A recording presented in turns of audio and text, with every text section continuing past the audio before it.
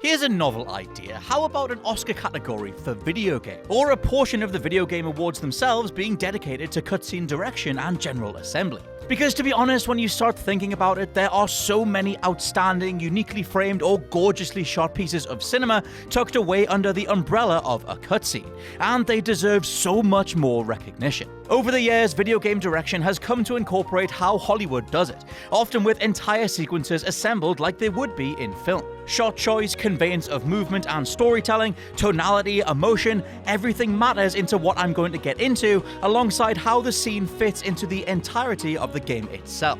Also, if you like subject matter like this, we might end up doing a whole bunch of filmic topics applied to games. Let me know what you think down in the comments below after, but for now, I'm Scott from WhatCulture.com, and these are the 10 best directed video game cutscenes ever. Also, note that there will be spoilers for the games in question. Number 10, Bump in the Road, Devil May Cry 5. One of the greatest comebacks in the past decade of gaming, Devil May Cry 5 is the finest in the series, right next to DMC 3, and comes with a veteran team of developers showing off at every opportunity. Besides making you feel like a wall-flipping, twin-pistol-toting god, the game's credits are eyeball-commanding from the get-go. Protagonist Nero flips from the passenger seat of a van through the sky, kicking off enemies and debris, stylishly dispatching as many demons as he can, blasting them away in a slow-motion extravaganza that all takes place across a couple of uninterrupted shots. If that wasn't enough, the whole scene is backed up by the uplifting, heart-pumping beat of main theme Devil Trigger. What makes this scene so perfect isn't just how it's executed, but how much it gets you amped for what's to come. Considering this was the game set to rewrite the ship after 2013's disastrous DMC Devil May Cry, it's fast, campy, self-aware, and isn't afraid to let you know Devil May Cry is returning to have a damn good time. Also, where the hell was this game in 2019's award categories? Seriously. Number 9, Final Sunrise, Red Dead Redemption 2. When Arthur Morgan finally succumbs to tuberculosis after tens of hours of game time, he does so at the top of a mountain, in a fist fight with the piece of excrement Micah Bell. When the fight is over is where the scene shines, the camera following Arthur desperately crawling over to a spot on the rock where he can watch the sunrise one last time. The music swells and the camera lingers on Arthur's body as the orange glow of the sunrise appears in the background, leaving him to draw his final breath. The scene is dramatic, sad, and filled with emotion as we see the deer that has been following Arthur throughout his journey. We watch as it runs off into the distance, symbolizing that after one hell of a messed up life, Arthur is finally free. Unless you got the negative ending, in which case you got put down like a diseased dog. Number 8, Finding Ciri, The Witcher 3 Wild Hunt. The Witcher 3 might be known for Geralt, a broken wall-humping horse, and a whole bunch of Gwent, but its story is one of the best around. The narrative eventually leads Geralt of Rivia to a secluded island in search of his long-lost adopted daughter, Ciri. The scene that follows is wrought with emotion and heartbreak as Geralt slowly enters the room and finds the formerly missing Ciri motionless on the bed. Keep in mind that we've been searching for Ciri for tens of hours at this point. Geralt doesn't know what state she'll finally be in, and all we've seen until now are recreations of her actions based off what other characters have said. The camera focuses on the door, the furnishings, even Geralt himself as he stares over the empty space between the two. Are we really too late after all of this? The emotion is palpable as Geralt holds Ciri's body tight, trying to accept her death as he does so. Marcin Sibilovich's immaculate score rises up and adds to the moment, until eventually Ciri comes to, her spirit returning to her body as the pair embrace with the camera zooming out. A masterfully directed sequence and a high point of the whole game that tends to get lost amongst everything else Wild Hunt does so well. Number 7, Returning to Midgar, Final Fantasy VII Remake. I am a sucker for any game where after finishing, you can tell there was immaculate foreshadowing all the way back at the beginning. Even better, I love when you can take one still image and know that it encapsulates the entirety of a project's thematics and major narrative beats right there and then. All of which is to say that whilst the original Final Fantasy VII's intro is straight up gaming royalty, the remake goes one further, fleshing out the world of Midgar, the evil Shinra Corporation, and the nefarious nuclear energy of Mako reactors through additional scenes. Showing children playing and Midgar bustling during the day is suddenly interrupted by a Shinra reactor threatening to destabilize the order of everything. Shinra's technology is imposing and screen-filling, until we see a contemplative Aerith pondering the impact of their machines by staring at a leaking pipe. Obviously, fans know Aerith's full role in the story, but right here the two major beats of the narrative meet for the very first time.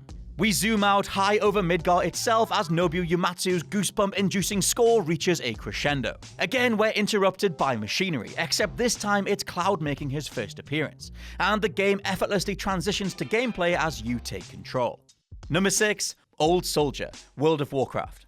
The name Blizzard doesn't exactly elicit the same response it used to back in the company's heyday. It's no surprise then that at the Battle of Azeroth's launch, almost all of the excitement came from the Old Soldier cinematic. Following Varrock Saurfang, the scene expertly splices together flashbacks as Saurfang slowly starts to question his loyalty to the new Horde. Each scene is impactful and helps the audience understand completely who Saurfang is and what he believes in. This, coupled with a lovable troll that the internet affectionately nicknamed Zappy Boy, made Battle of Azeroth seem like an expansion actually worth paying for. In hindsight, maybe that was a little bit too optimistic. With cinematics like this though, you have to wonder why Blizzard didn't just take the reins on the Warcraft movie overall. Whilst I didn't hate it, like most people, a couple of hours of scenes like this would have gone down much better.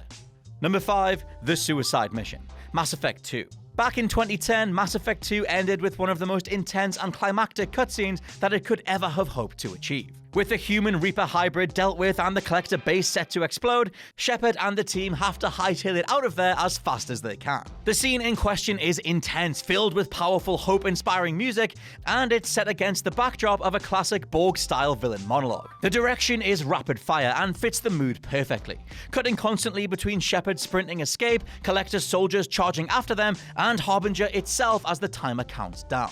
The scene is such a perfect encapsulation of player accomplishment, rolling together various choices you've made along the way to dynamically assemble who appears and what happens. Number 4. Reclaiming the Blades, God of War 2018. What God of War has always done best is pure spectacle, and the 2018 soft reboot was no different. Whether it's meeting the world serpent Jormungandr, fighting against a lightning-breathing dragon, or doing battle on top of a giant, the whole game was filmed as a quote-unquote camera shot, and that was exemplary in itself.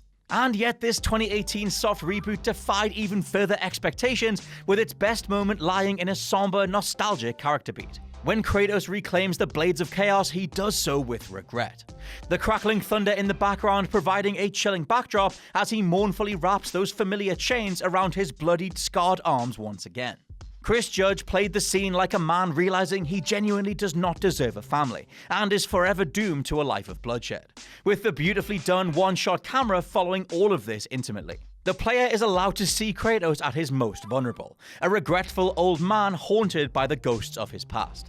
Number 3. What are you so afraid of? The Last of Us. There are so many options for a best acted scene in The Last of Us, and the first time I saw Sarah bleeding out and crying in Joel's arms at the beginning, it burned itself into my psyche as one of the finest pieces of cinema in gaming history. However, I do think that if we're rolling together direction, a seismic event for both of our leads, and acting, it has to be what I'm gonna call the What Are You So Afraid Of scene, where Joel confronts Ellie after the latter has fled. Coming after Ellie overhears Joel say he doesn't want to continue looking after her, the scene serves as the first time Ellie directly addresses the surrogate father-daughter connection that the pair have.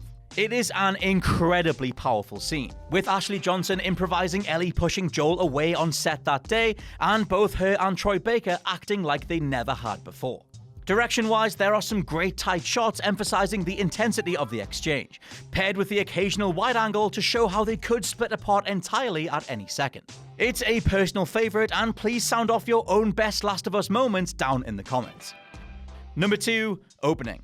Onimusha 3 Demon Siege. Possibly the first time I'd ever just put my controller down and been genuinely astonished by the cinematographical qualities of CG in a game cutscene. I still maintain that Onimusha 3's intro is a brilliant short film, even if you've never played the games. Following a Star Wars-style text crawl, we're immediately in the thick of a large-scale demonic invasion. Creatures roar as the score rises in the background, and a mysterious human ninja is infiltrating a giant troop-carrying insect. Many stabbings and pirouettes later, a near-miss collision tears our hero's mask off, revealing Samanosuke in all his glory. From here, it's sheer fan wish fulfillment. Samanosuke downs the beast, transforms into his Super Saiyan adjacent Onimusha form, and takes down the leader of this gang like it was nothing. It's the fight choreography that really stands out though. The meshing of wire work, motion capture, CG effects, and facial expressions that blend Hollywood action with video game spectacle. Sure, there are stunning acting performances and emotional revelations all round, but this is immaculately well-directed action that lands every single punch. And number 1, completing the mission. Metal Gear Solid 3 Snake Eater. Despite the reputation that Metal Gear Solid has built up over the years, it still stands as one of the forerunners of cinematic gaming. And with cutscenes as long as these, they damn well better be some of the best in the business. MGS3 delivers on every last bit of narrative in its final battle against the boss. It's a heartbreaking scene as Boss hands Snake her signature weapon and asks him to finish his mission. The game switches perspective and we watch as Snake raises the gun and points it at the camera, symbolically killing a piece of himself as he does so. The genius of this scene lies in Hideo Kojima's patented use of player interaction within the moment itself. As Snake stands gun pointed towards the boss, it's the player that has to pull the trigger and end her life. No prompt or indication, just instinctively, you eventually know. The moment is tense and filled with regret, and as soon as the button is pressed, you're brought right in line with how Snake feels. The camera lingers above the field as white flowers turn blood red, and one of the greatest scenes in video game history comes to a close. At least, those are my picks for the best directed cutscenes in gaming. Let me know your own picks down in the comments below, and would you champion a video game cutscene category at an award ceremony like the Oscars? For now, I've been Scott from WhatCulture.com. Please check out the WhatCulture Gaming Podcast, and I'll catch you soon.